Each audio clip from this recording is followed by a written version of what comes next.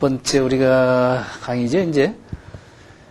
지난번에 말씀드린 것처럼, 이제 수심결 쪽으로 초점을 모아 가야 될 그런 순서인 것 같습니다.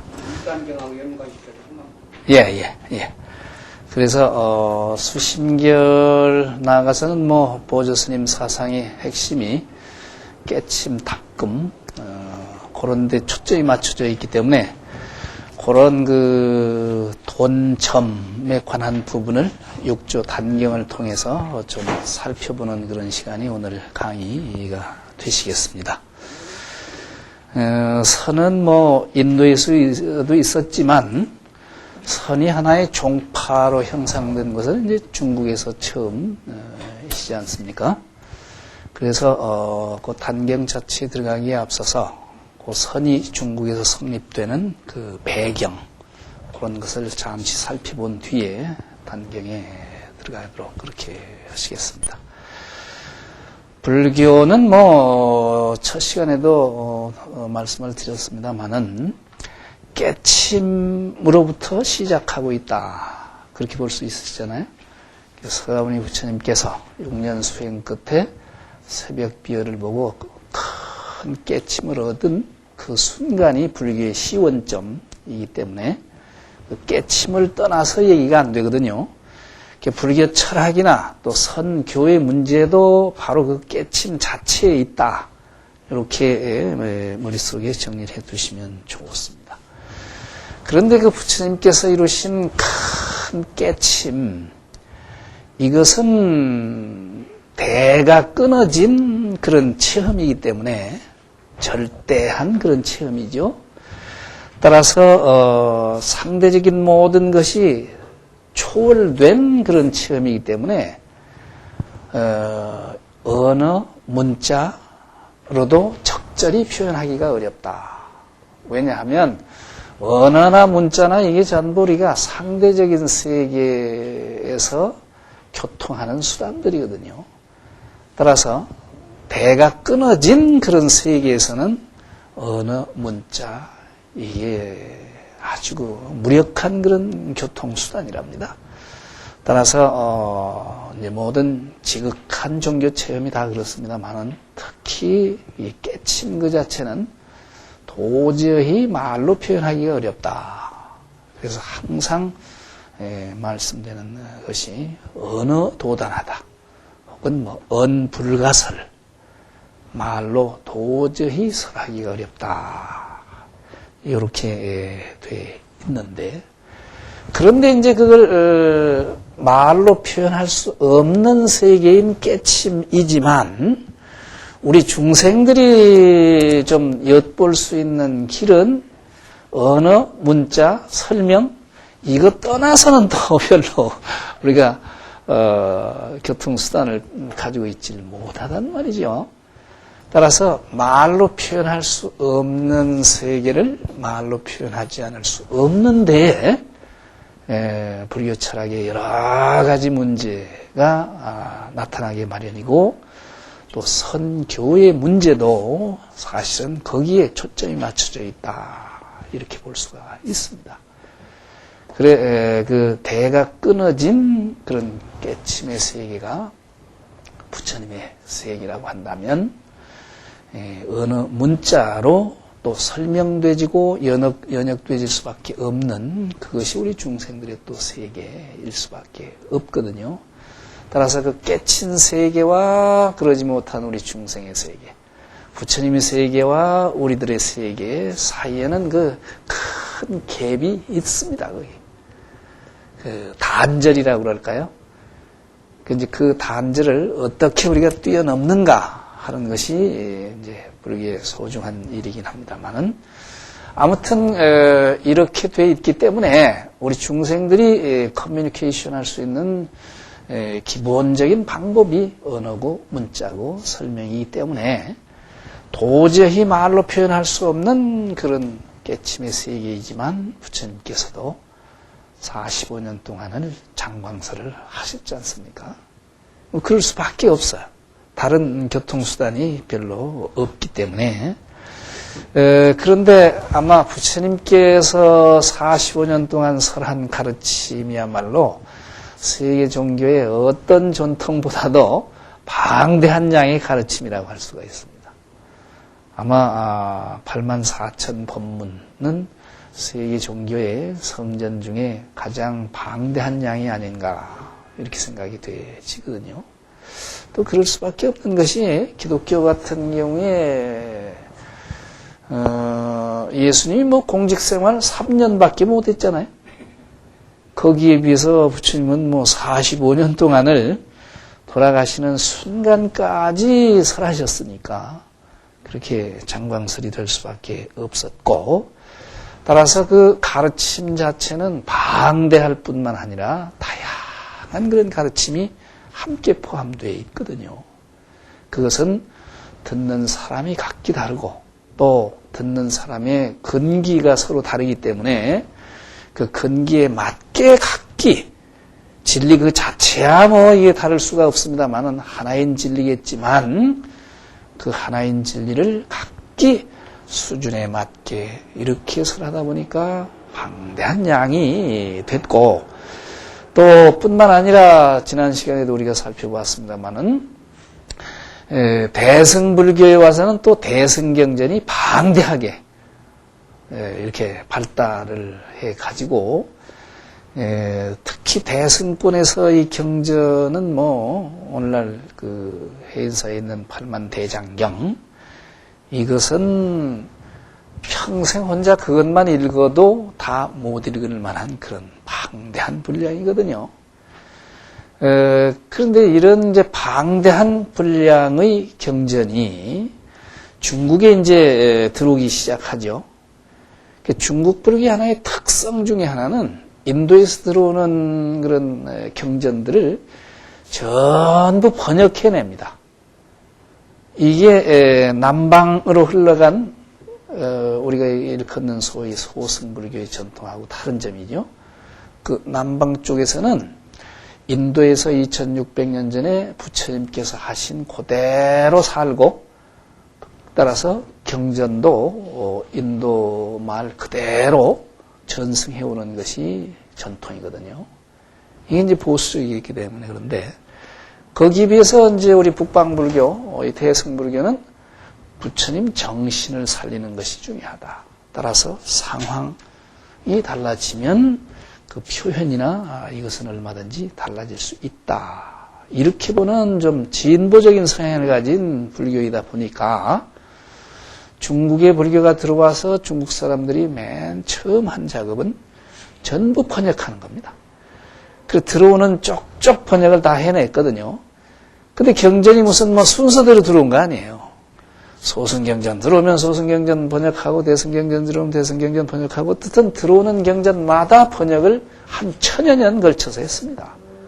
오늘날 84,000 법문 한역경전, 그것은 정말로 그 중국 사람들이 아니면 해낼 수 없는 참 세계적인 작업이었다.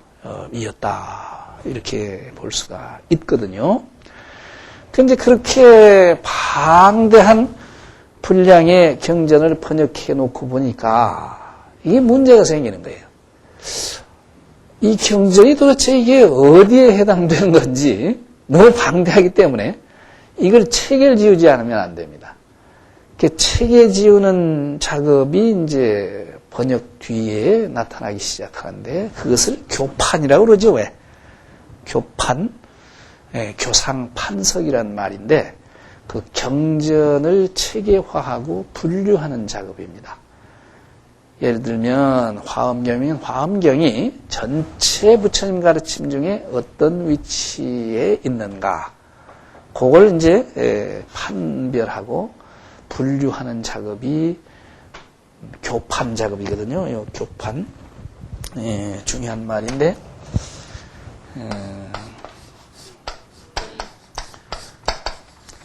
교상판석이란 말인데 줄여서 교판 그럽니다만은, 아무튼 이 이슈는 깨침 이게 도저히 말로 표현할 수 없는 것이지만 말로 설할 수밖에 없기 때문에 다양한 경전들이 이제 설에 졌고, 이게 이제 중국에 들어와서 전부 번역이 되고 보니까 도저히 이게 이제 책에 짓지 않고서는 안 돼. 그래서 이제 교판 작업을 통해서 경전을 분류하기 시작하면서 동시에 나타난 것이 이제 종파화하는 작업입니다. 중국 불교는 아주 종파 불교다 할 수 있을 정도로 이제 종파가 형성돼 가는데, 그 종파가 형성되는 것도 뭐 복잡하게 생각하실 거 없이 이 입장에서 생각하면 간단합니다. 방대한 경전을 쭉 번역을 해 놓고 보니까 이게 도저히 혼자 다 읽을 수도 없고, 따라서 전문화하는 경향이 나타나는 겁니다. 그 가운데에서 A라는 경전을 좋아하는 사람이 한 그룹이 모이면 하나의 학파, 종파가 생기기 시작하는 거거든요. 그래서 많은 경전 중에 화엄경을 좋아하는 사람들이 모이면 화엄종, 또 법화경을 중요시하고 또 사람들이 그룹이 되어지면 뭐 법화종 혹은 천태종 그러죠. 법화경을 중심으로 하는 종파를, 또 열반경을 중심으로 하면 또 열반종, 이런 식으로 해서 중국에서는 13종파가 형성됐거든요. 그러니까 이렇게 이제 종파가 형성되지다 보니까 이제 어떤 문제가 나타난가 하면, 장점은요, 이 경전에 대한 체계화, 또 거기에 담긴 사상을 아주 조직적으로 이렇게 뽑아낼 뿐만 아니라 모든 사람들이 이해할 수 있도록 이렇게 제시해주는 그런 점, 그러니까 사상적인 작업은 아주 철저하게 될 수밖에 없어요. 왜냐하면 각기 화엄경에서는 화엄경에 대한 그 연구를 하고 체계화하고 거기에 담긴 사상을 정리해서 모든 사람들에게 지시해 줘야 되기 때문에, 그러니까 각 종파가 서로 경쟁적으로 이제 그런 작업을 하니까 경전을 체계화하고 또 사상이 발달하는 점에서는 이게 종파불교가 가지고 있는 하나의 장점이라고 할 수 있을 겁니다, 아마. 그러나 장점하고 단점하고 늘 이게 붙어 다니게 돼 있어요. 단점은 서로 이제 경쟁적으로 되다 보니까 자기들이 근거로 하는 그런 이제 소의 경전이라고 그러죠. 소의. 자기들이 이제 근거로 이제 의존하는 그런 경전, 소의 경전이 모든 경전 가운데 제일이라는 경전이다. 이렇게 강조할 수밖에 없게 돼 있어요. 이 경쟁 관계에 있게 되니까. 따라서 이제 이 교판 작업도 그런 차원에서 이루어진 겁니다. 그래서 중국 불교를 보면 모든 종파가 다 교판 작업을 합니다. 교판 작업을 하면서 자기들이 소위 하고 있는 경전이야말로 전체 경전 중에서 가장 중요한 위치에 있다. 이걸 드러낸 거거든요. 화엄종에서는 화엄교판을 작업을 통해서 화엄경이 최고의 경전이다. 또 법화경 같은 천태종 같은 데서는 전체 경전 중에서 법화경의 말로 최고의 경전이다. 그게 유명한 천태지자대사의 오시교판 같은 거 아닙니까?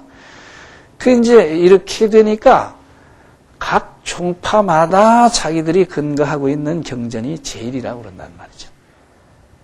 이렇게 되면 이게 어떤 것이 이제 가장 훌륭한 건지, 저런 문제가 사실은 그 부처님은 그렇게 문제 삼지 않으셨을 거예요. 왜 그러냐 하면, 왜 그렇게 다양해졌는가 하면 듣는 사람의 능력과 소질, 즉 근기가 각기 다르기 때문에 달리 설했을 뿐일 거예요. 아마 국민학생 만나면 국민학생이 알아들을 수준으로 말씀하셨고, 대학생 만나면 대학생 수준으로 말씀하셔야 될 거 아니겠습니까? 또 대학원생이면 또 대학원생 수준에 맞게 이렇게 말씀하시다 보니까 이게 이제 수준의 차이도 나고 뭐 달라졌겠지. 그 가르침이 제시해주는 진리 그 자체의 다름이 있으리라고는 그렇게 돼서는 안 될 겁니다. 그러나 아무튼 이렇게 종파화하면서는 그런 문제가 또 문제가 되고 또 뿐만 아니라 이런 이제 종파 작업에서 아주 또 문제가 되는 것은 이게 깨침 그 자체는 이게 달과 같다. 지난번에도 왜 그런 비유를 드렸죠? 그 진리 그 자체니까 거기에 비해서 이제 어느 문자로 표현되진 나아가서는 불교의 가시적인 모든 것은 달을 가리키는 손가락이다. 이렇게 비유될 수 있는데 근데 불교의 기본 체계로 보면 손가락은 이게 달을 보기 위해서 동원된 수단이지 않습니까? 저 중천에 달이 떠 있는데 뭐 모든 사람들이 달을 환히 볼 수 있다면 뭐 가르칠 필요도 없지만 달을 못 볼 경우에 달이 저기 있지 않습니까? 하고 손가락으로 가리킬 때 그 손가락이 이제 이게 경전이고 어느 문자로 표현된 가르침이지 않습니까? 또 이제 뭐 불상이나 눈에 보이는 모든 것은 예외 없이 손가락이라 보면 뭐 틀림이 없을 겁니다. 따라서 목적은 손가락이 아니라 달을 보는 것인데 손가락을 이제 통해서 달을 보게 이제 가르치기 때문에 손가락 방향을 따라서 직접 달을 보는 데까지 가야 이게 되도록 되어 있는 거 아닙니까? 그런데 경전에 대한 주석이나 여기에 담긴 사상을 정리하고 체계화하는 작업에 치중하다 보니까 지나치게 이 손가락에만 천착하는 그런 문제에 빠진 겁니다. 그렇게 되면 달 자체를 등한시하는 이건 굉장히 중요한 문제죠. 본래 손가락이 동원됐던 목적 자체가 그만 소홀히 될 수 있는 그런 문제니까 되게 심각한 문제거든요. 바로 선불교가 중국에서 형성되는 배경은 종파화하면서 달이 아니라 손가락에 천착하는 불교로 빠지게 되고 그런 불교에 대한 반성이 일어나는 겁니다. 과연 이런 불교가 본래 이게 부처님 정신에 맞는 불교냐 하는 반성이 일어나고 그게 아니다. 달이 문제지. 또 손가락을 통해서 달을 봐야 되는데 지나치게 손가락에만 우리 시선이 모아져 있다. 따라서 이런 불교를 바로잡아야 된다. 해서 손가락이 아니라 달로 하는 표로 시작된 종파가 선종이다. 이렇게 보시면 뭐 틀림없으리라고 봅니다. 따라서 선종이 내건 구호, 선종의 기치라고 볼 수가 있죠. 를 보면 이제 그런 입장을 잘 우리가 볼 수 있는데 선종의 기본 입장은 이른바 사구계 속에 그대로 표출되고 있죠. 잘 아시겠습니다만은 교회 별전이죠. 교회 별전, 또 불림문자, 또 직진심, 기은성 성불이죠. 아마 요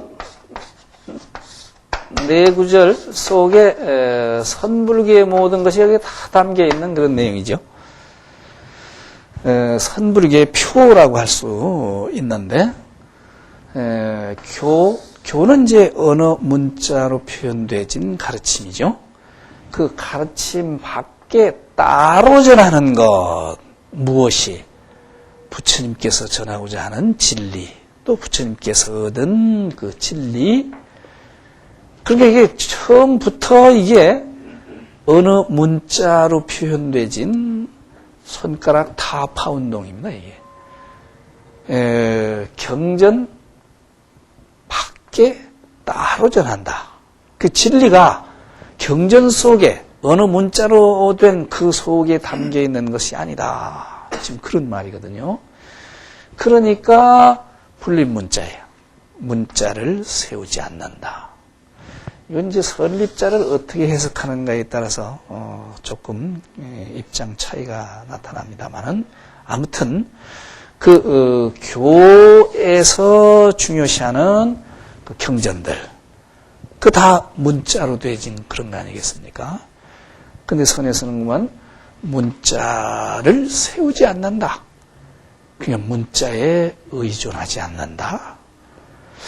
그러니까 교회 별전 분립 문자 이 입장이 선이 부정하는 선이 타파하는 그런 내용을 맨 앞에 지금 내세우고 있는 것이죠.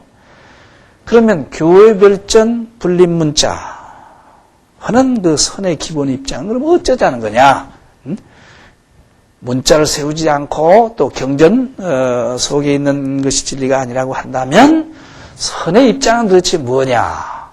선의 입장을 드러내는 것이 이제 직지인심, 견성성불이죠. 직지인심, 각자의 마음을 똑바로 지적해서 이게 뭐 직지니까 다이렉트 포인팅이네. 그냥 직접 마음을 지적해서 견성. 그래서 그 마음의 성품이 어떻게 생겼는지를 봐서 견성. 그래서 성불한다. 그러니까 선의 입장은 어느 문자가 아니라 마음자리 똑바로 보자. 그래서 마음의 성품이 어떻게 생겼는지 보는 것이 성불하는 길이다. 따라서 깨치자는 거죠. 손가락이 아니라 달을 직접 보자. 그것이 선의 목적이고 나아가서는 불교의 목적일 수밖에 없다. 그런데 깨치기 위해서는 어떻게 해야 되는가? 어느 문자나 경전 그것을 통해서가 아니라 직접 각자의 마음을 지적하고 볼 뿐이다. 견성할 뿐이니까. 그러니까 저게 이제 참 대혁명적인 그 입장이죠. 중국 불교가 이제 13종파로 발달돼 가면서 그냥 전부 그 경전 혹은 뭐 경률론 3장 어느 문자로 표현되진 거기에 매달리고 이제 그것 가지고 종파하고 있는 그런 상황에 이제 불림 문자를 부르짖고 오직 마음자리 분명히 보아서 깨칠 뿐이다. 견성할 뿐이다. 견성해서 성불한다. 그러니까 이게 선불교는 일종의 우상타파 운동으로 시작됐다. 뭐 이렇게 표현해도 무리가 아니라고 생각되어집니다. 그러니까 그 손가락에 지나치게 집착한다든지 그러면 그게 이제 큰 병이 된단 말이죠. 왜냐하면 손가락에만 집착하고 우리 시선이 손가락에만 머물러 있는 한은 달은 아직 못 보는 거예요. 그렇지 않습니까? 더군다나 손가락을 보고 손가락이 왜 이렇게 짧으니 뭐 더러우니 시비하고 있는 한은 달은 못 보거든요. 따라서 손가락에 집착해서 달을 보지 못한다면 손가락을 잘라낼 수 있는 과감한 불교가 선불교연생이죠. 그래서 실제로 그 손가락 타파, 우상 타파하는 그런 뭐 이해들이 선에서는 뭐 흔하게 나타나지 않습니까? 불상을 그만 불쏘시게 한다든지 뭐 경전을 또 화로 속에 넣어서 뭐 이렇게 해서 군부를 지핀다든지 이게 다 뭡니까? 이게 손가락 타파. 그 달리 표현하면 이게 우상타파의 그런 모습이고 선불교의 그런 혁명성을 드러내는 그런 것이죠. 아마 당나라 때 그 다나천연선사 같은 분이 대표적인 분이죠. 목불을 태운 후에 유명한 일화 있지 않습니까? 다나천연선사가 만행 중에 요즘 같은 때였는 모양이네. 요즘에 해제철이고 또 날씨도 쌀쌀하고, 한 절에 이제 이렇게 들어갔는데, 마침 주지 스님은 이제 출타 중이고, 안 계시고, 그 법당에 가서 이제 예를 올리고, 좀 쉬려고 이제 그 요사치에 들어가서 보니까, 냉골이란 말이죠. 방이 썰렁해.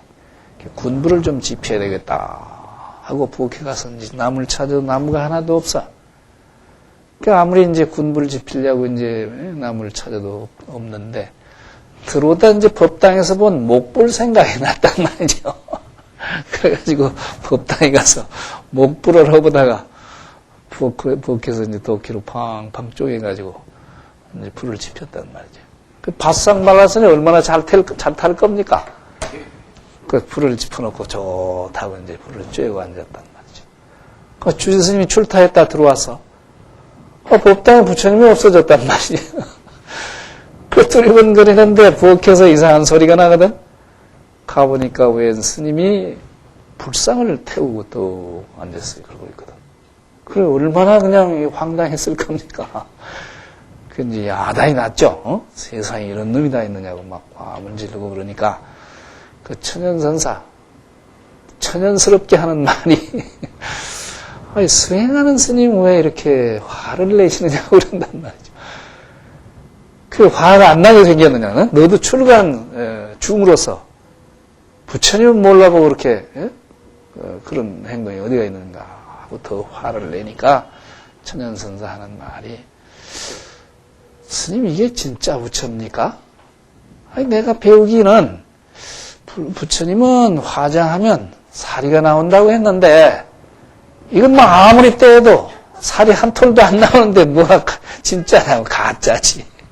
그랬다는 거거든요. 이게 지금 불상이지만 이게 경전도 마찬가지입니다. 다 손가락.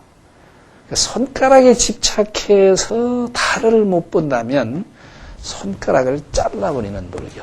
이 선불교죠.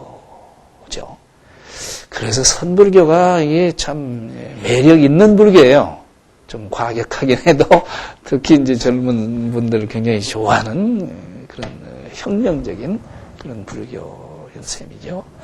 그래서 이런 입장이기 때문에 중국에게서 발달된 종파들이 전부 경전이나 논서나 뭐 계율이나를 소위로 하는 데 비해서 오직 선은 오직 이 마음자리에 근거할 뿐이기 때문에 심종이라고 그러죠. 그렇죠? 그 선만은 어떤 경전에 근거하지 않는 그런 독특한 종파고, 따라서 선종이 형성되면서 경전에 근거해서 발달해가는 종파들을 교 혹은 교종 이렇게 묶어서 부르기 시작을 했고, 거기에 비해서 이제 이런 전통은 선종 혹은 선, 그래서 선교의 문제도 선종이 확립되면서 나타나기 시작하는 그런 문제이죠.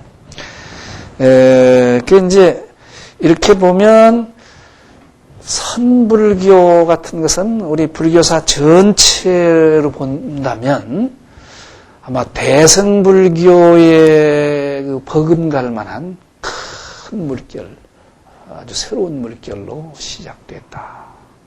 이렇게 하나의 획을 긋는 불교로 봐야 되지 않는가, 저는 그렇게 생각을 합니다.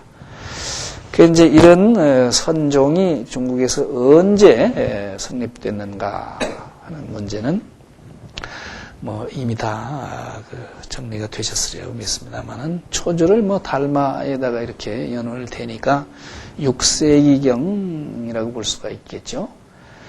달마를 초조로 해서 이제 2조 해가, 3조 승찬, 도신, 홍인을 거쳐서 6조 해능에 와서 비로소 중국 선종의 사상적 기초가 확립된 겁니다. 사실은 아까 우리가 소개했던 사국의 저 바탕도 해능에 와서 확립된 그런 내용이다. 이렇게 봐야 되리라고 생각이 되집니다. 그래서 해능은 뭐 7세기이지 않습니까? 7세기, 8세기. 그래서 해능에 이제 그 사상이 담긴 텍스트가 말할 것도 없이 지금 공부하고 계신다는 6조 단경이죠. 그래서 단경은 뭐 직접 읽고 계시기 때문에 그 내용을 우리가 섭렵할 필요는 없고, 단 이제 수신결하고 연결되는 중요한 부분이 돈점에 관한 그 부분입니다. 그래서 그 단경 중에서 돈점에 관한 부분만 초점을 맞춰서 우리가 공부를 해 가려고 합니다. 이게 돈이다, 점이다 하는 문제도 사실은 선불교 입장에서 보면 교종은 거의가 이게 점종에 해당되는 겁니다. 물론 이제 교 안에서도 뭐 이제 화엄 같은 쪽이 이제 뭐 돈이라는 말을 쓰기는 씁니다만은 아마 선 입장에서 보면 교종은 대부분 점종에 해당된다. 거기는 점차적으로 오랫동안 닦아서 깨친다. 그런 입장이 이제 점종이라고 할 수가 있죠. 근데 선에 와서는 이게 깨침 그 자체에만 초점이 맞추어서 모든 게 얘기되다 보니까 깨침은 이게 점차적으로 되는 그런 거 아니잖아요. 한순간에 일어나는 그냥 대의식의 혁명이고 대전환이거든요. 물론 이제 그 깨침이 있기까지는 이제 그런 그 깨침의 계기가 열리기까지는 뭐 부단한 노력도 있고 정진도 있어 왔겠지만, 깨침 그 자체는 뭐 부처님은 새벽 비열을 보고 깨치셨을 때, 부처님의 눈빛과 그 새벽 비열이 마주쳤을 때 그냥 그 순간에 대의식의 혁명이 일어난 거거든요. 그러니까 그 깨치는 순간은 뭐 한순간이지 그 뭐 오래 걸리거나 그런 거 아니거든요. 따라서 마치 비유를 한다면 우리가 이 방안이 이제 캄캄할 때, 밤 같은데 들어와서 스위치 딱 넣으면 일시에 그냥 밝아지지 뭐 시간 걸리면 오래 걸리는 거 아니잖아요. 따라서 깨침에 초점이 맞춰지면서 돈이란 말이 이제 강조되기 시작하는 겁니다. 그래서 선불교에서 돈점의 문제를 최초로 본격적으로 논의하고 있는 텍스트가 6조 단경이죠.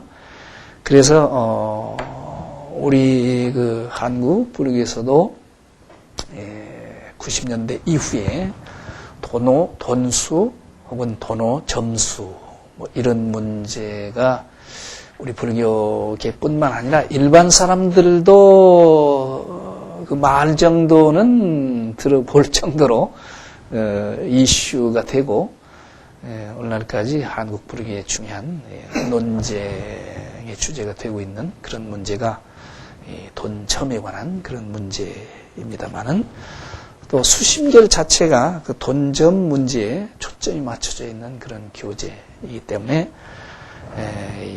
최초로 그 문제를 다루었던 단경을 우리가 연원으로 살펴보지 않을 수가 없습니다. 아무튼 이 6조 단경에 대해서는 학계에 뭐 이런저런 말이 많습니다. 특히 일본 사람들 그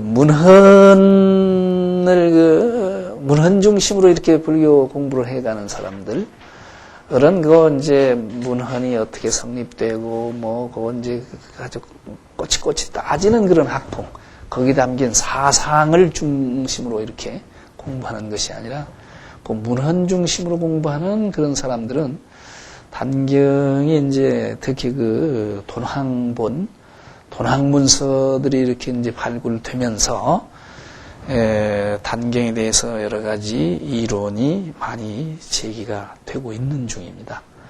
과연 이게 그 단경 자체는 해능 스님이 설하고 문인들이 이제 기록한 것으로 되어 있지만 과연 그게 사실이냐 하는 의문도 제기를 하거든요.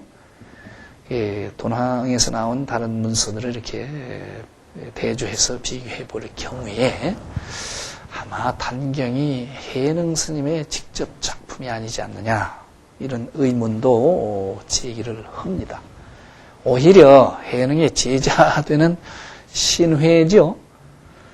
하택 신회의 작품이라고 하는 것이 더 맞을 것 같다. 이런 견해들을 냅니다. 왜냐하면 하택 신회의 작품이 이제 돈항문서 중에 나왔는데 그것하고 단계하고 비교해 보니까 거의 그 신회의 말들과 유사하다.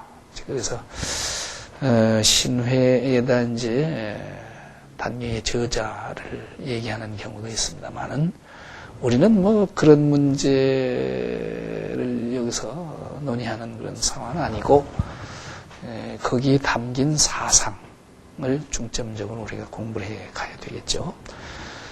그래서 그렇게 문헌학적으로 보는 사람들은 육조단경이 이게 뭐 소설이다 이렇게까지 얘기하는 사람들이 있습니다.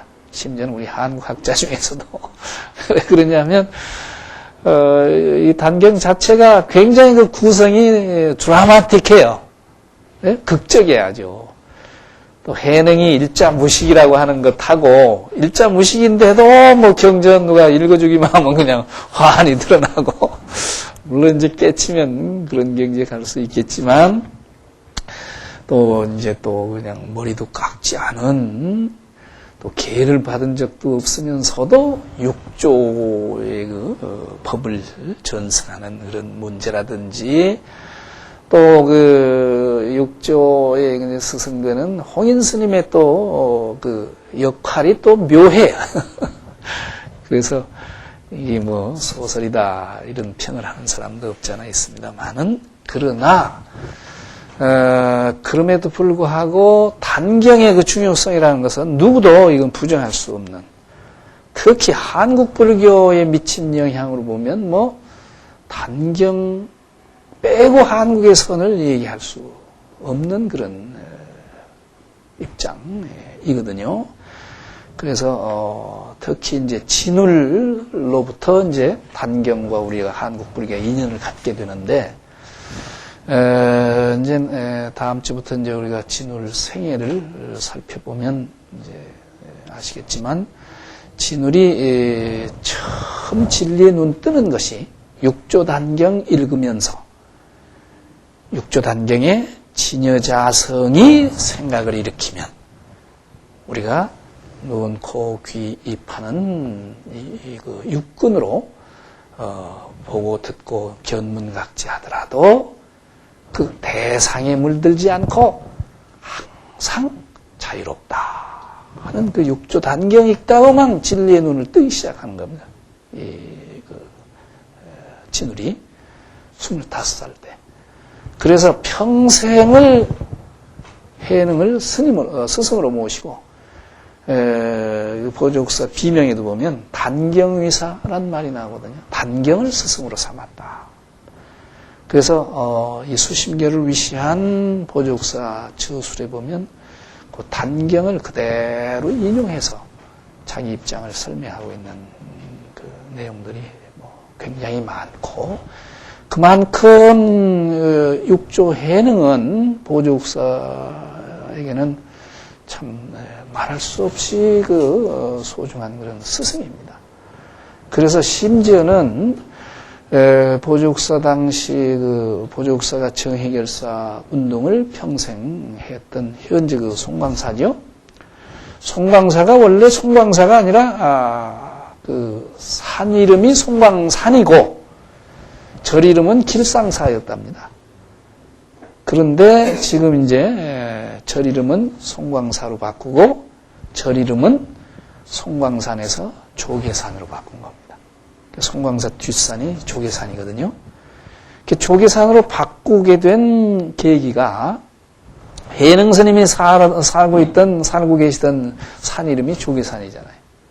얼마나 해능을 참 숭모하고 우러렀으면 산 이름까지 조계산으로 바뀌었겠냐 이 말이죠.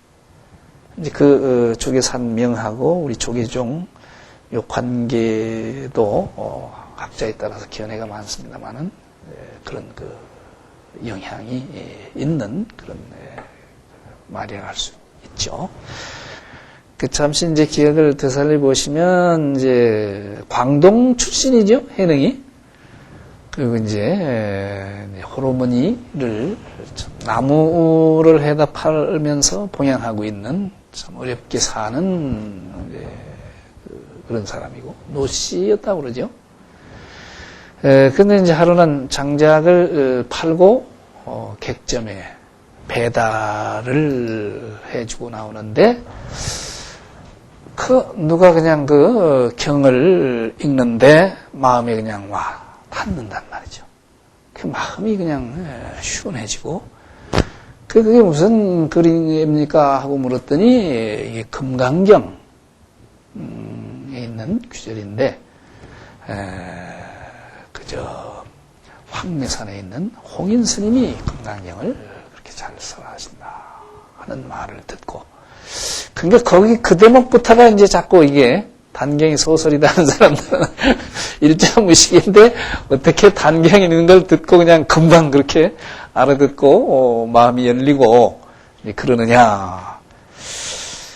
글쎄 이게 이제 그래도 뭐 중국 사람이니까 그 내용은 이해할 수도 뭐 있겠죠. 아무튼 그 이제 황매산에 가서 금강경 공부를 하고 싶은데 이제 어머니 봉양하는 문제가 있기 때문에 망설이고 있는데 참 한 독지가가 있어서 은열량을 주면서 어머니는 내가 잘 보살펴드릴 테니까 가서 공부를 하고 오도록 해라 해서 황매산 찾아가죠. 황매산 찾아가서 이제 홍인 스님께 이제 인사를 드리니까 어디서 왔으며 무엇을 원하는가 하고 묻지 않습니까? 그 대목도 벌써 그 내용 문답을 보면 벌써 한 소식 한 문답이지 그렇잖아요. 그게 그 금강경 대목을 듣고 그냥 마음의 문이 열린 거예요. 한 소식 한 걸로 봐야 될 것 같아요. 그러더니 저는 영남 신주 땅에서 온 사람인데 오직 제가 이렇게 찾아온 것은 부처되기를 바랄 뿐입니다. 그랬을 때 남쪽에서 온 오랑캐가 어떻게 부처가 된다고 그러느냐? 사람에는 남북이 있을는지 모르지만 불성에 어찌 남북이 있겠습니까? 뭐 이게 한 소식 하지 않고는 이런 답변이 나올 수가 없을 거예요. 네. 그런데 이제 홍인의 역할을 보면 애매해. 이제 해능을 이제 물론 이제 부각시키는 그런 이제 각본이니까 그러긴 하지만 홍인이 너무 참 그럴 수가 있을까? 어떻든 그 자기 제자들인데 그냥 그 해능을 해칠까 염려하고 해가지고 그냥 홍구녕 내가지고 이 무식한 친구가 말이 많다 하면서 저 후원에 가서 방 하나 찢도록 해라 하고 쫓아보내는 어째 그래 자기 문화에 있는 제자들인데 그렇게 뭘 그 눈치를 보고 그러시는가. 어떻든 전편을 통해서 홍인의 역할은 계속 그렇게 애매한 역할인 것 같아요. 딱 할 정도로 도인 스님이 어째 그럴 수가 있는가 할 정도로 아무튼 그렇게 시작된 황매산 생활이 이제 해능은 뭐 머리도 깎은 적이 없고 이제 후원에 가서 방 하나 찢는 그런 상황이었잖아요. 8개월 동안 방 하나 찢었다고 그러죠. 이제 그때 이제 홍인 스님이 그 전법을 하기 위해서 산중에 있는 대중들을 전부 모아놓고 내가 이제 법을 전해야 되겠으니까 그간에 공부한 그 내용들을 개성으로 적어내도록 해라. 그래서 공부가 됐으면 6조를 삼겠다 하고 이렇게 말씀을 하시죠. 그런데 그 산중에서는 뭐 누가 봐도 신수라는 스님이 참 모든 면에서 학덕이 겸비하고 뛰어난 그런 제자거든. 그러니까 뭐 자타가 당연히 신수 스님이 법을 이을 것이다. 이렇게 생각을 하고 있는 상황이기 때문에 개성을 지으라고 해도 아이고 우리야 뭐 헛수고할 필요 없이 신수 스님이 알아서 개성 써서 육조되면 우리는 이제 그 신수 스님만 잘 받들고 공부하면 된다. 이런 분위기였다고 그러거든요. 근데 한편 이제 신수 스님은 자기 공부는 자기가 짐작하는 거 아니겠습니까? 근데 사실은 이게 아직 진리의 눈 뜬 진리의 문 안에 들지 못했거든요. 그러나 대중의 기대가 그렇고 분위기가 그러니까 이게 참 곤혹스러운 일이에요. 그 개성을 쓸 수도 없고 쓰지 않을 수도 없고 고민 끝에 그 신수는 그 단경 있는 그대로 신수 이렇게 보면 상당히 그래도 정직하고 해능이 뭐 신수를 그렇게 나쁘게 평을 하거나 그렇지 않잖아요. 어떻든 신수의 경우는 내가 비록 공부가 완성되어 있지는 못하지만 내 경지대로 개성을 적어내서 부족한 것이 있으면 지도를 받도록 하자 해서 이제 개성을 하나 적어내죠. 근데 이 개성이 신수의 개성 이제 뒤에 나오는 해능의 개성 요게 이제 돈점 문제의 발단이고 아주 그 핵심을 드러내는 그런 내용이기 때문에 그게 좀 중요한데요.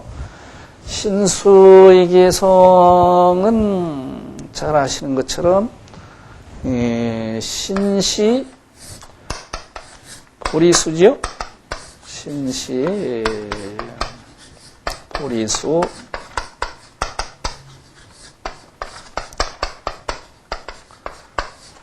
시며 명경대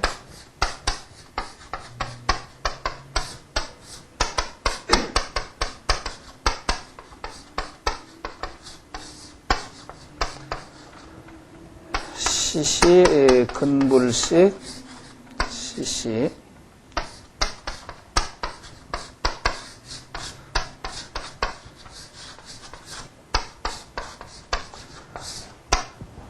물사 야진에 이렇게 되어 있죠.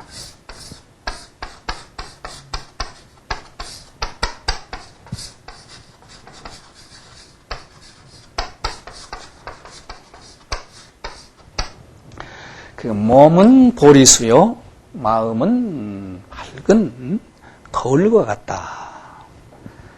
그 마음을 거울에 비유했으니까, 밝은 거울에 비유했으니까 거울에 때 묻지 않도록, 먼지 묻지 않도록 때때로 부지런히 털어내서 물사야진에 하라. 진에 티끌이지요. 티끌로 하여금 일어나지 않도록 해라. 그러니까 티끌이 묻지 않도록 해라. 거울에 이제 티끌 많이 묻으면 이제 거울이 잘 비출 수가 없으니까 부지런히 털고 닦아서 티끌이 일어나지 않도록 해라. 그 핵심은 시식은 물시에 우리 마음을 거울에 비유하고 그 거울이 때묻지 않도록 티끌에 오염되지 않도록 잘 털고 닦는 여기에 핵심이가 있는 것이죠. 아무튼 이런 개성을 떡 써붙이니까 대중들이 막 수근거리고 야, 참 과연 신수가 신수다. 이제 이렇게 평을 하고 또 홍인 스님이 또 칭찬까지 하죠. 왜? 이 개성이 아주 이 개성에 의해서 닦으면 이 수행이 잘 될 거다. 그런 부분이 이제 계속 홍인이 애매한 부분이에요. 이게 잘 못됐으면 잘 못됐다고 대중들한테 아주 그렇게 말씀하시는 게 아니라 대중들한테는 아주 잘 된 것처럼 이렇게 말씀하시고. 그러니까 이제 전 대중들이 이제 개성을 이걸 좀 외우고 다니니까 그 해능이 방앗짓는 그 처소에까지 한 스님이 개성을 신수의 개성을 읊고 오니까 해능이 이제 처음 듣는 개성이니까, 그게 무슨 개성입니까? 하고 그러니까, 이게 지금, 이게 육조의 법을 이을 그런 개성인데 그걸 모르고 있었느냐 하면서 그간의 상황을 쭉 얘기를 해준단 말이죠. 근데 해능이 제 개성을 들어보니까 아직 이게 진리의 문 안에 들어오지를 못했단 말이죠. 그래서 나도 그 개성 있는 데를 한번 보고 싶다. 그래서 가서 직접 확인을 하고 그런 뒤에 나도 개성을 하나 쓰고 싶다. 근데 내가 글을 모르니까 당신 좀 대신 써줬으면 좋겠다. 그러죠. 그때 그 젊은 스님이 이거 방 하나 찢는 당신 같은 사람이 어떻게 개성을 쓰느냐. 그랬더니 초학자를 그렇게 무시하면 되는가 하고 따끔한 말을 하거든요. 그래서 이제 불러주는 대로 대피를 해 주었다는 개성이 이제 해능의 개성인데, 근데 해능의 개성은 이제 돈 한 번에는 여러 가지로 나옵니다만은 우리 돈전 문제와 이제 연결해서 우리가 좀 살펴보는 것은 요 대목이 그래도 제일 맞을 것 같습니다. 신시보리수라고 그랬는데 이게 뭐야? 보리 본무수죠? 이게 전부 부정하는 내용이죠?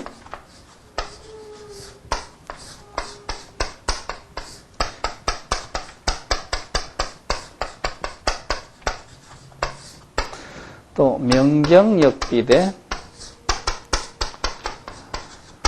명경 또한 대가 있는 것이 아니다.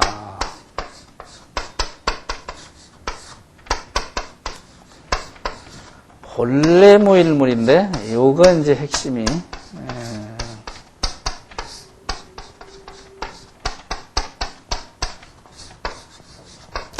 하처야지내리요.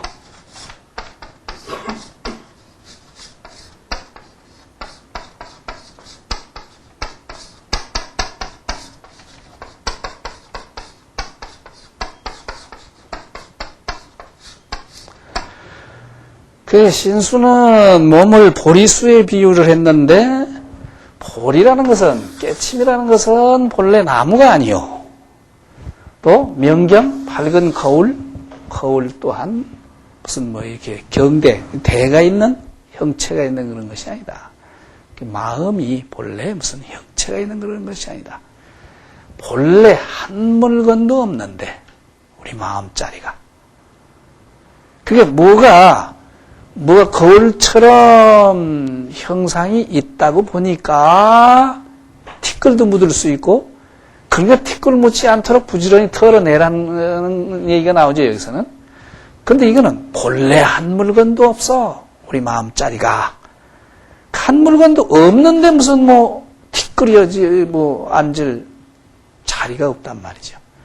본래 한 물건도 없는데 어느 곳에 티끌이 일어날까 보냐.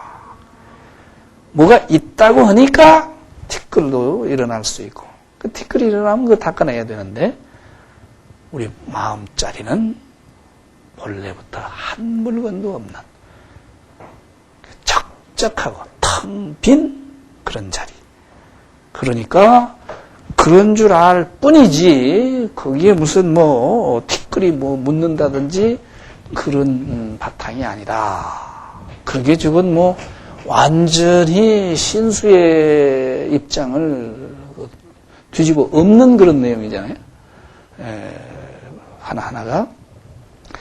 아무튼 저런 개성을 써붙이니까 대중들이 술렁거리기 시작하고, 그러니까 홍인 스님이 또 저거 별거 아니라고 또 신발을 벗어가지고 또 지우기까지 하신단 말이죠. 좀 누가 만들었는지 어떻든 홍인 역할은 너무 좀 안타깝게 각본을 한 것 같아요. 이제 그래 놓고 이제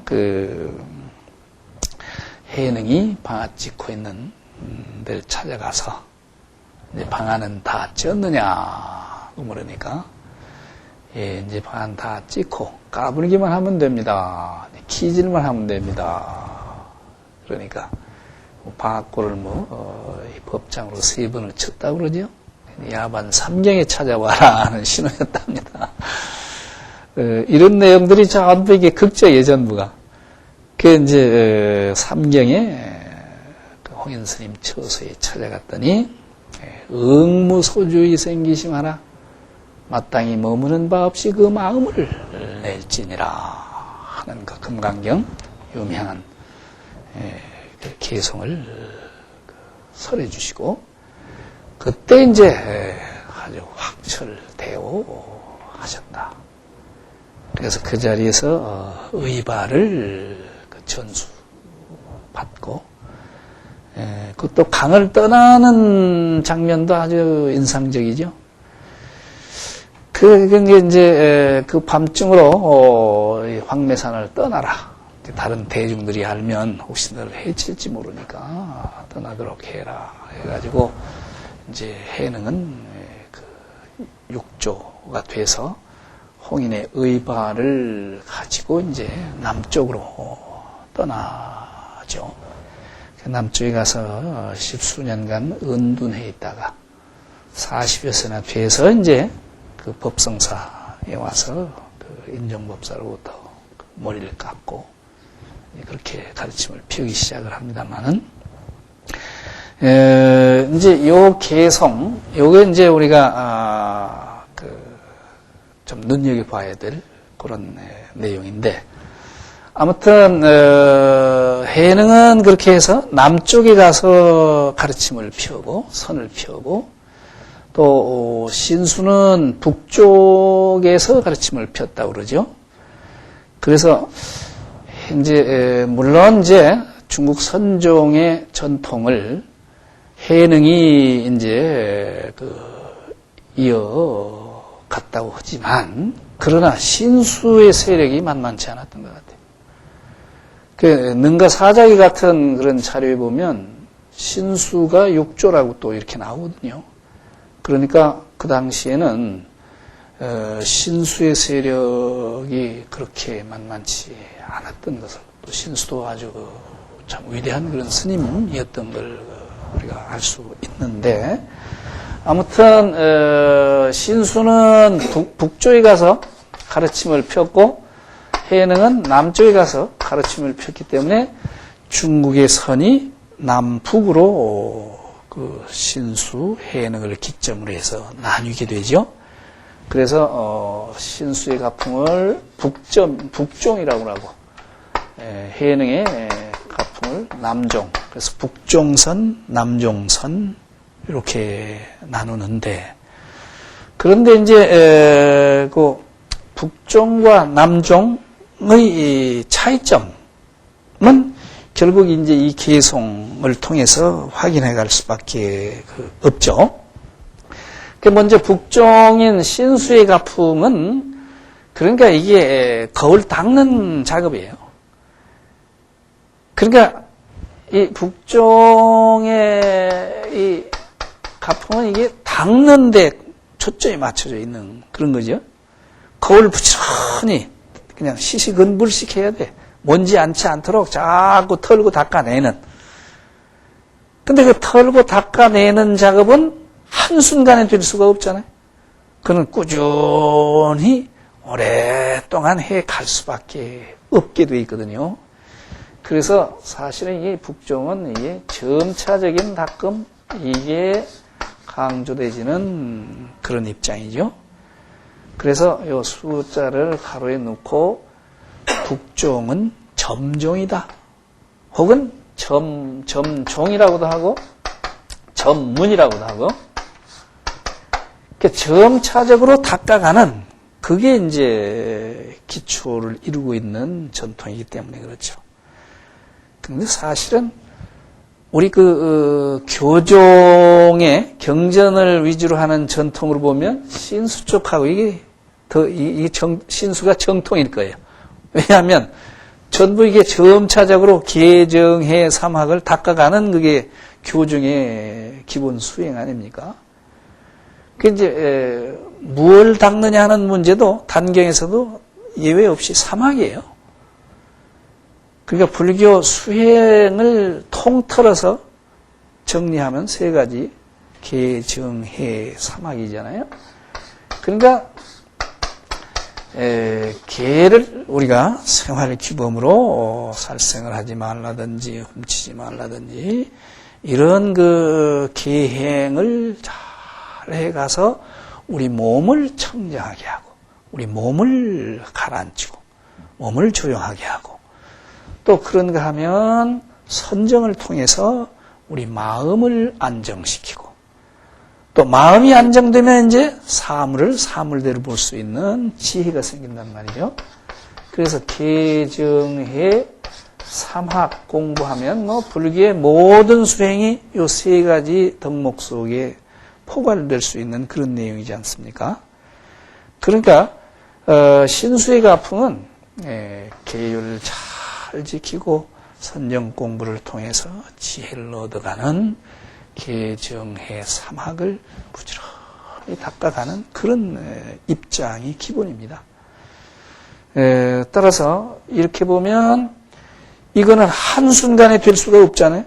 계율 이게 한순간에 완성이 될 수 있겠습니까?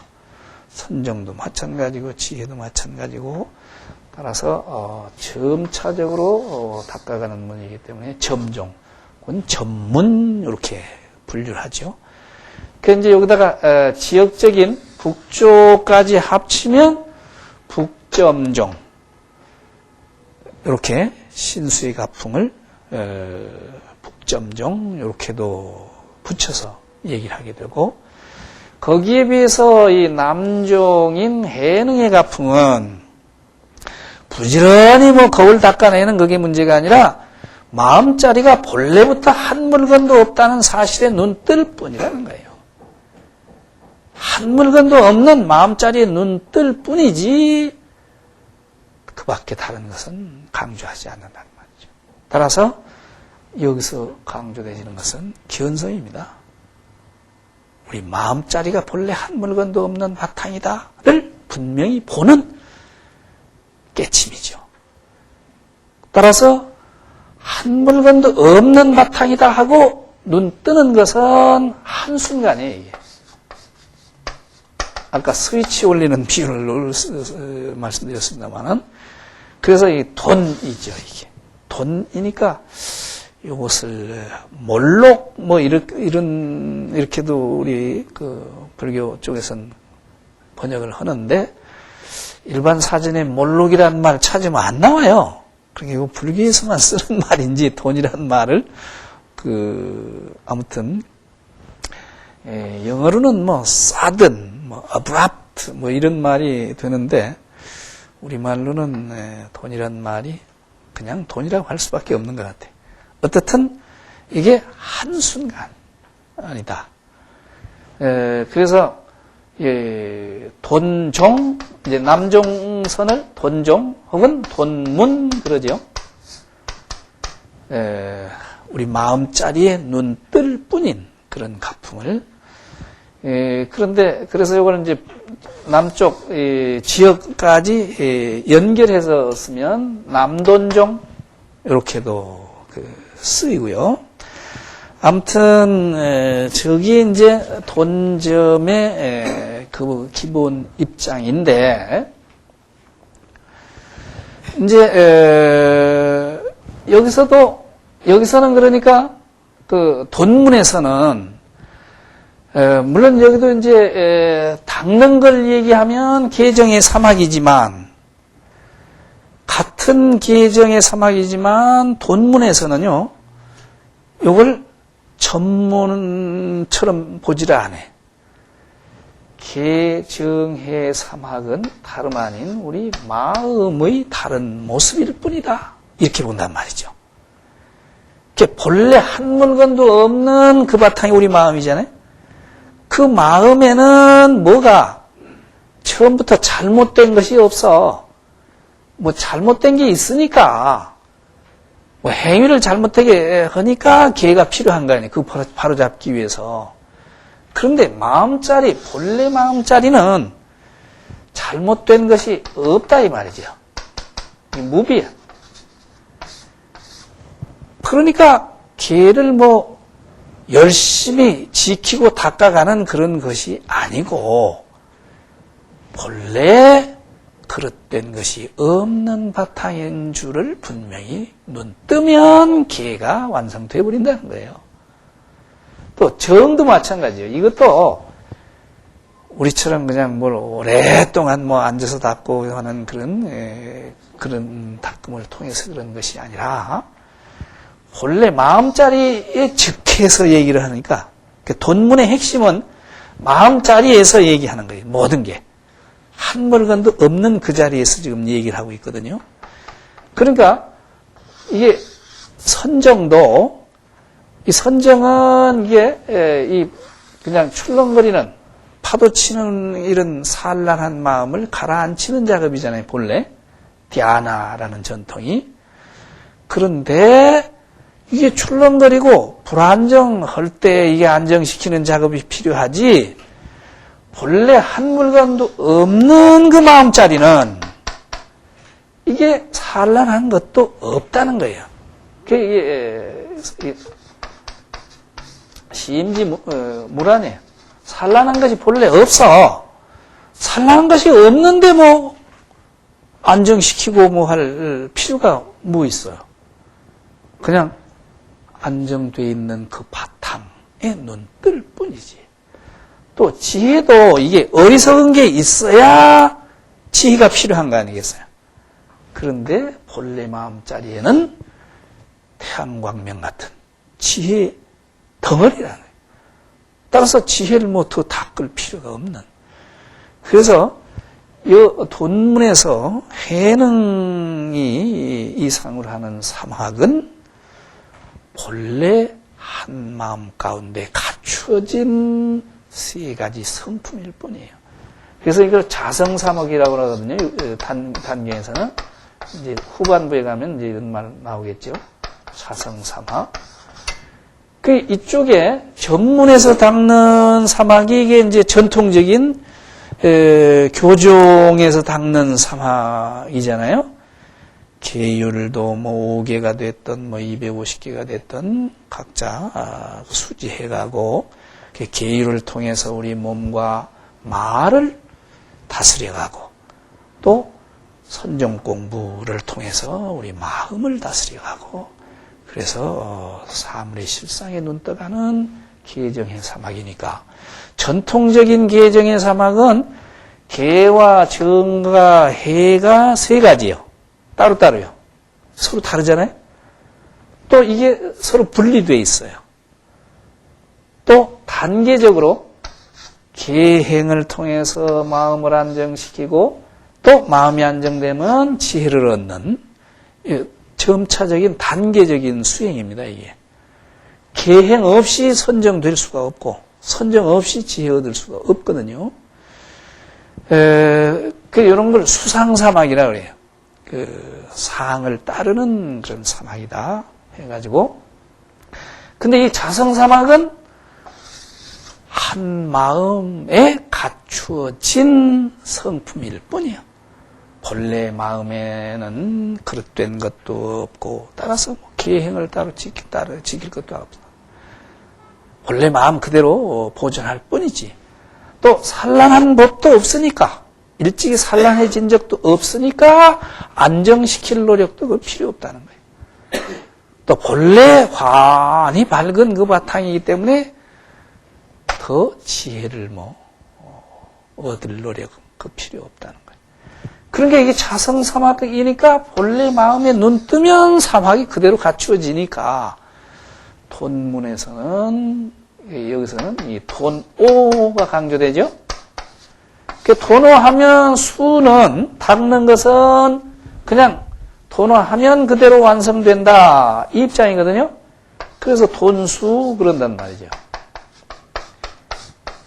그래 돈오 돈수 영무점차 이렇게 나오죠. 단경에 영무점차.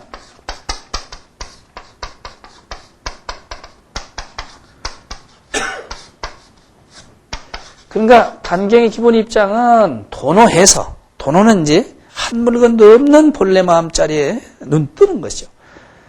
도노하면 돈수가 된다는 거예요. 이 숫자가 붙었지만 이거는 여기처럼 전문에서처럼 뭘 오랫동안 닦아나가는 그것이 아니라 본래 마음에 갖추어진 계정의 사막이 드러나는 삶일 뿐이에요.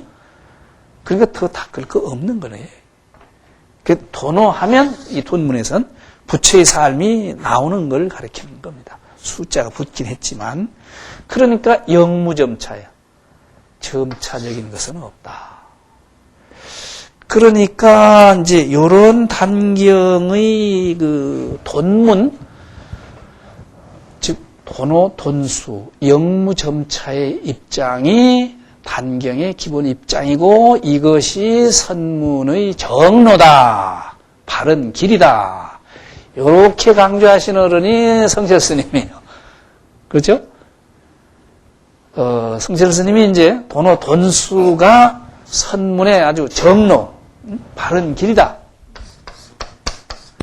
그 선문 정로라는 책을 쓰셨잖아요. 이 문제 밝히기 위해서 쓴 책이고 선문 정로거든요. 예. 성철 스님의 그 선문의 바른 길이다. 뭐가? 도노, 돈수, 영무점차.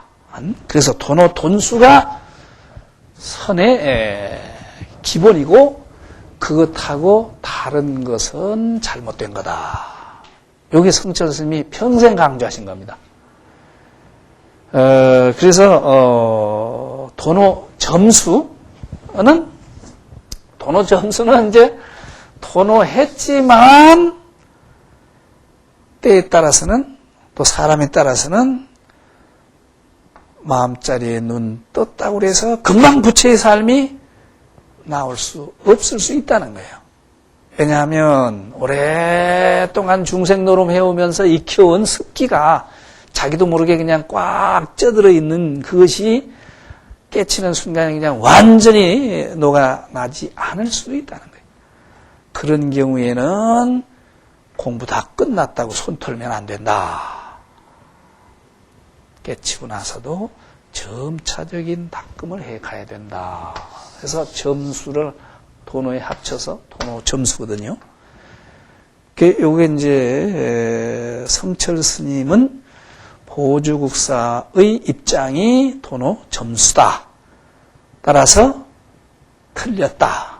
이렇게 말씀을 하시고, 그 말씀을 하시기 위해서 선문정로라는 책을 쓰셨고, 도노 점수가 잘못됐다 하는 말씀을 보통 강력하게 말씀하신 게 아니라, 도노 점수는 이단 사설이다.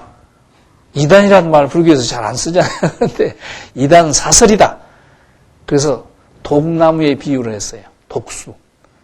뜰 앞에 독나무가 있으면 들락날락하다 독나무에 살갗에 스치면 독 오르고 안 되잖아요. 독수 생정에 불가버려라.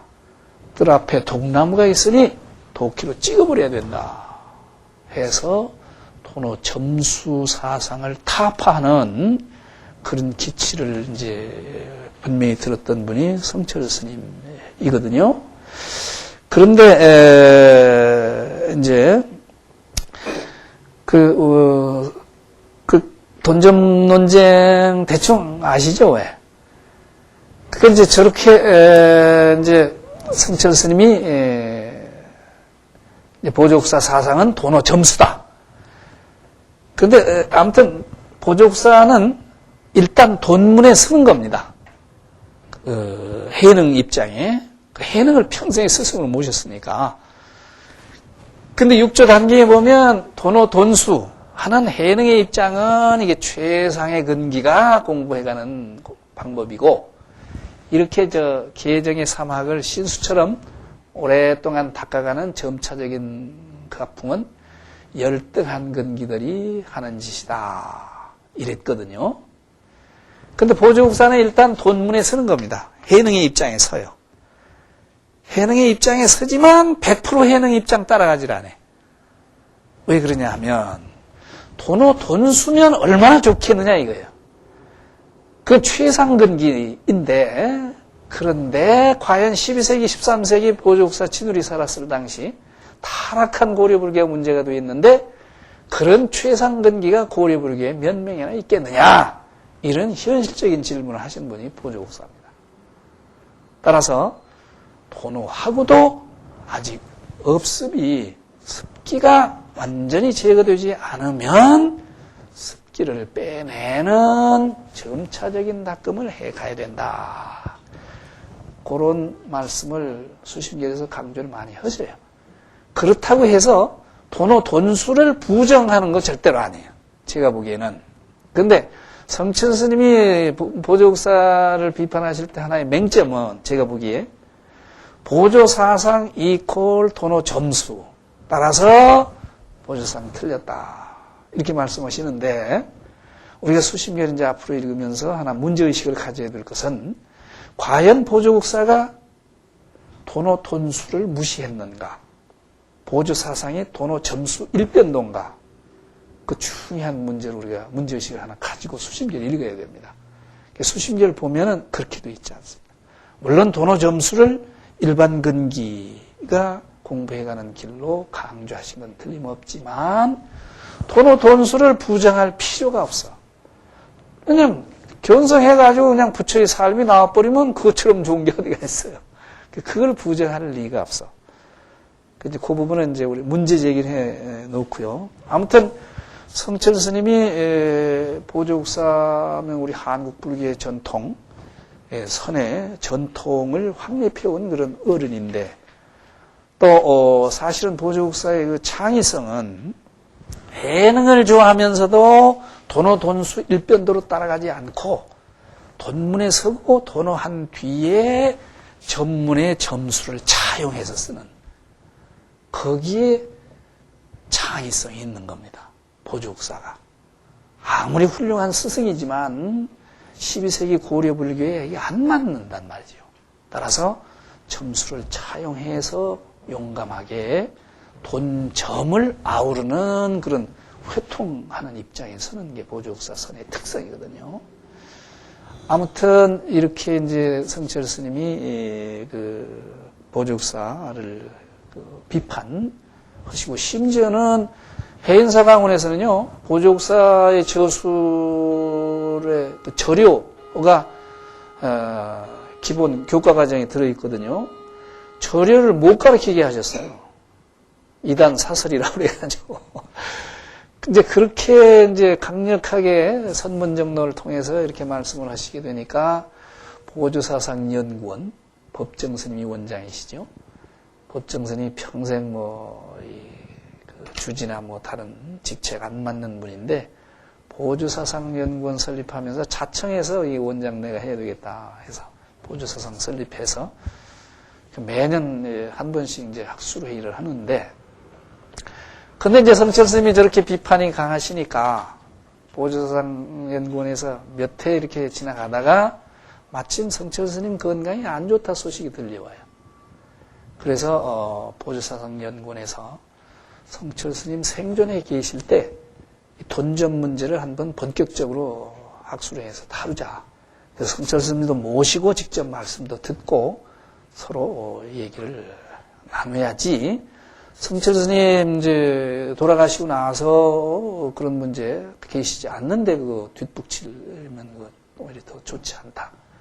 그래가지고 92년인가요? 93년인가? 우리 교재 말고 왜 깨달음 도노 돈수인가? 도노 점수인가? 왜 부교재로 써있죠, 우리 강의 일정에. 그게 이제 그때 92년인지 93년인지 제가 정확히 기억을 못 하겠는데, 예? 92년이요? 예.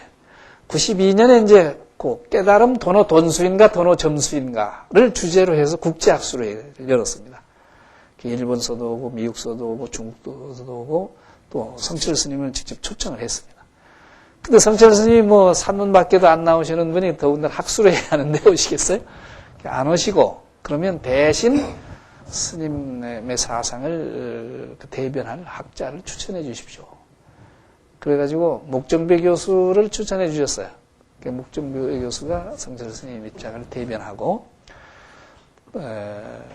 이제 그런데 그때 참 재미있었던 것은, 그럼 이제 성철 스님의 입장을 비판적으로 좀 다룰, 누가 그걸 할 거냐. 보조상 연구위원들이 이제 논의를 한 끝에, 저도 이제 그 연구위원 중에 한 사람입니다. 그래가지고 박선배 교수, 지금 뉴욕 주립대학에 있는 박선배 교수님이 제일 적격이다. 왜 그러냐면 박선배 교수가 특이한 분입니다. 원래 전남대학교 의대를 다니다가 여름방학 때 수심결 읽다가 그만 인생이 바뀐 분이에요. 그 감동을 받아가지고 의대 그만두고 그 다음 해에 동국대학 불교대학에 오셔서 불교학 전공하신 분이에요. 그게 자기 인생을 바꾼 게 수심결이에요. 그래서 그 보조 사상에 대해서 좋은 논문도 많이 쓰시고 그랬습니다. 근데 이분이 동국대학 부교수 하시다가 하루아침에 사라졌어. 집에도 얘기도 않고 학교도 얘기도 않고 없어졌단 말이죠. 그래서 사방 찾아보니까 해인사에 가서 머리 깎고 머리 깎고 들어가셨어요. 그 부인도 계시고 이제 그 애들도 있고 한데, 그 성철 스님 문화에 가서 머리 깎고 3년 동안을 부목생활을 했대요. 그러면서 이제 성철 스님한테 이제 참선 지도를 받았단 말이죠. 그러니까 성철 스님한테도 이제 인연이 있으시고 보조국사한테도 인연이 있고 이제 그런 분이니까 박 교수가 제일 적격이다. 그 이제 박 교수님한테 그런 말씀드렸더니 그분이 참 진지한 분입니다. 아, 좋다고 그렇게 하자. 그래가지고 이제 그 해 학술회의가 뭐 10월 달인가 열린 걸로 제가 기억하는데, 어쨌든 여름방학에 그 초고를 써가지고 몇 사람한테 이렇게 좀 미리 읽어 달라고. 그 이제 그 읽은 사람들이 이게 생존에 계시는 중정 스님인데 그 중성 스님에 대한 언급, 너무 직접적인 말씀은 좀 빼든지 좀 부드럽게 하든지 이렇게 바꾸는 게 좋겠다. 이런 이제 그 충고도 하고, 특히 이제 그 박 교수님의 친형님이 또 출가해서 스님이셨습니다. 몇 해 전에 돌아가셨습니다만은, 또 그 스님이, 형님이 이제 그 염려를 많이 하셨어요. 그 부분은 좀 빼든지 부드럽게 해라. 그랬는데, 이제 막상 이제 그 회의가, 국제회의가 열렸는데, 박 교수님이 발표하면서 하신 문제된 대목이, 성철 스님께서 도노 돈수를 그렇게 주장하시는데, 스님께서는 과연 도노 돈수 하셨습니까? 언제, 어디에서 몇 분간 그런 경지에 계셨습니까? 또 스님 문화에서 수많은 그 납자들이 도노 돈수가풍에 의해서 정진해오고 계신데, 그 가운데 과연 어떤 분이 도노 돈수 하셨습니까? 언제, 어디에서 몇 분간 하셨습니까? 그 대목입니다. 그 대목 발표하시면서 사실은 이 대목을 내 원고를 미리 읽은 분들이 또 우리 형님하고 꼭 빼라고 했는데, 다른 건 다 빼도 난 요건 못 뺀다.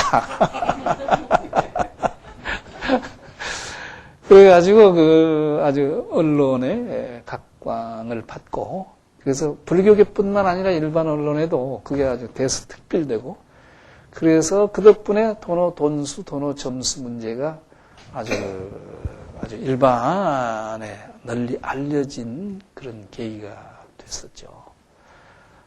그 책에 깨달음 도노 돈수인가 도노 점수인가, 그 책이 그 학술회의 때 발표된 논문, 또 그 뒤로 이제 계속해서 도노 돈수, 도노 점수 논쟁이 학계에서 벌어지고 있거든요. 그 책 나올 때까지 그 돈점에 관해 발표된 논문들만 묶어서 낸 책이 그 책입니다. 돈점 문제 혹시 좀 더 깊이 이렇게 천착하고 싶은 분은 그 책을 참고하시면 좋으리라고 생각이 됩니다. 아무튼 저는 저도 그때 이제 그 보조국사 진울의 그 닭금에 관해서 발표를 하면서 저는 제 논문의 결론에서 그런 말씀을 했습니다.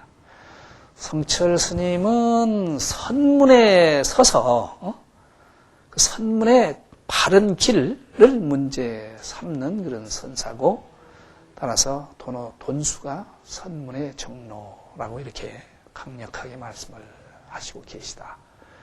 그런데 보조국사는 선문만 문제 삼았던 그런 선사는 아니었다.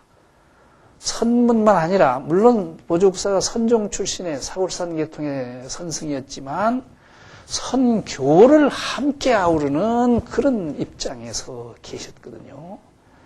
따라서 선교의 대립 갈등이 너무 심각했기 때문에 그 당시 보조국사 진울 당시에 젊어서부터 그 문제에 대해서 심각한 고민을 하고, 과연 선교가 둘이냐, 그 문제를 가지고 몇 년 동안 씨름을 한 결과 선교가 본래 둘이 아니다. 부처님의 마음이 선이고 부처님의 말씀이 교일 뿐이다. 따라서 선교는 하나일 수밖에 없다 해가지고 선교가 하나 되는 그런 전통을 확립한 분이 보조국사 진울이거든요. 따라서 보조국사의 사상은 해능을 스승으로 받들지만 남종선 일변도도 아니고 전문도 수용하고, 또 선만이 아니라 교까지도 함께 아우르는 그런 폭넓은 입장에 있습니다. 그러니까 이게 회통적입니다. 따라서 저는 그 결론에서, 그런데 보조국사 진울은 선문을 문제 삼은, 또 선문의 정로를 문제 삼았던 분이 어른이 아니라 불문의 정로를 문제 삼았던 분이다. 선문이 아니라 불문. 부처님 문 중에 바른 길이 뭐냐, 이것을 문제 삼았던 분이 보조국사 진울이고, 따라서 보조국사의 입장이 돈수뿐 아니라 점수까지 포용하고, 나아가서는 교종의 입장까지도 포용하는 것은 불문의 바른 길이 무엇인가, 또 불문의 바른 길을 찾는 것은 모든 사람들이 어떻게 하면 진리의 눈 뜰까, 이것을 문제 삼았던 분이기 때문에 보조국사의 입장은 선문의 정로가 아니라 불문의 정로를 문제 삼았던 그런 스승이었다. 이게 그때 제 논문의 결론이었습니다. 지금도 아직도 이제 제 생각엔 변함이 없습니다만은, 아무튼 이 돈전 문제가 중요하거든요. 그래서 아까 말씀을 드렸듯이 직접 우리가 수심결 읽으면서 과연 수심결에서 돈수, 남종을 어떻게 보조국사가 이해하고 있는가, 과연 무시하고 점수 일변도로 나아갔는가 하는 문제의식을 가지고 수심결 공부해 가도록 그렇게 하시죠. 다음 주부터 이제 보조국사 생애를 마치면 이제 수심결 직접 들어가시도록 그렇게 하겠습니다. 오늘 강의는 여기서 마치겠습니다.